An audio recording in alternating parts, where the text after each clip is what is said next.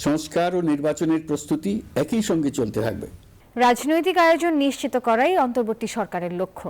সংস্কার আর নির্বাচনের প্রস্তুতি একসঙ্গে চলবে, এমনটাই জানিয়েছেন প্রধান উপদেষ্টা ডক্টর মোহাম্মদ ইউনূস। রাজধানীতে ফোরাম ফর বাংলাদেশের জাতীয় সংলাপে এই কথা বলেন তিনি।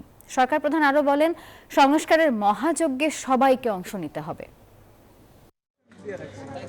ফোরাম ফর বাংলাদেশ স্টাডিজের জাতীয় সংলাপ 2024 শুক্রবার সকালে 2 দিনের এই আয়োজন শুরু হয় রাজধানীর খামারবাড়ির কৃষিবিদ ইনস্টিটিউটে। প্রধান অতিথি হিসেবে ভিডিও কনফারেন্সে বক্তব্য রাখেন প্রধান উপদেষ্টা ডক্টর মোহাম্মদ ইউনূস। বলেন, জাতীয় সংলাপের প্রধান 3 বিষয় ঐক্য, সংস্কার ও নির্বাচনের কথা।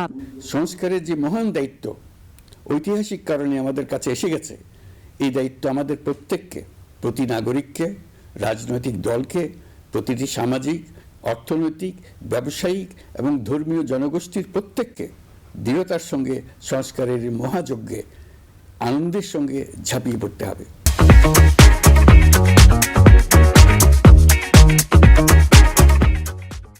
আজকে আপনাদের সংলাপে ঘোষণা দিন কে কিভাবে এই মহাগৌরবের দায়িত্ব পালন করবেন। সংস্কার ও নির্বাচনের প্রস্তুতি একই সঙ্গে চলতে থাকবে। ডক্টর ইউনূস বলেন, নির্বাচন করা অন্তর্বর্তী সরকারের অন্যতম কাজ। সবকটা কমিশন মিলে আমাদের সামনে বহু সুপারিশ তুলে ধরবে। আমরা এখন এমন পর্যায়ে পৌঁছেছি যে যাই মতামত হোক না কেন, আমরা দ্রুত একটা ঐকমত্য প্রতিষ্ঠিত করে সংস্কারের কাজগুলো করে ফেলতে চাই। নির্বাচনের পথে যেন এগিয়ে যেতে পারি, সেই ব্যবস্থা করতে চাই। অন্তর্বর্তী সরকার প্রধান বলেন, ঐক্যই এই সরকারের মূল শক্তি। গত 5 মাসে ঐক্য আরও শক্তিশালী হয়েছে।